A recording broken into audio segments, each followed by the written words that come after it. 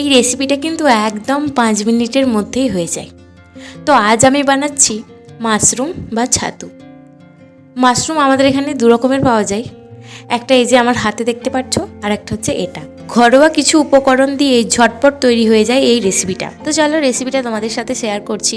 আর আজকে রান্নাটা করেছিল আমার মা। প্রথমে মাশরুমটা নিয়ে খুব ভালোভাবে ধুয়ে নিতে হবে।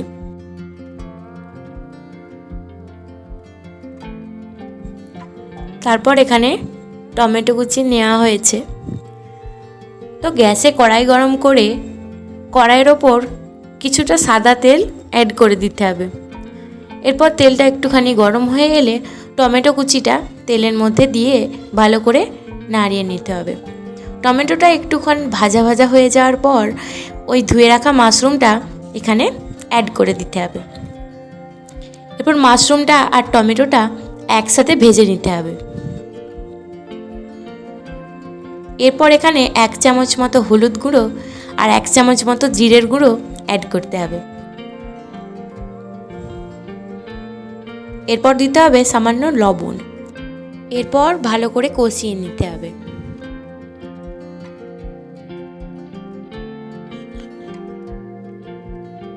যখন এরকম ভাজা ভাজা হয়ে আসবে তখন অ্যাড করতে হবে সামান্য সর্ষে বাটা।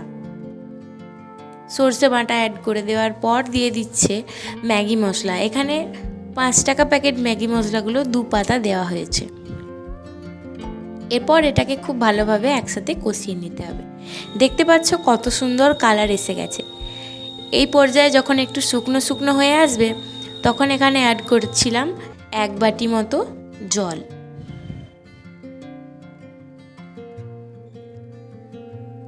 জলটা দিয়ে একটুক্ষণ ছেড়ে দিতে হবে। মোটামুটি 5 মিনিট পর দেখবে এটা এইভাবে ফুটে উঠবে।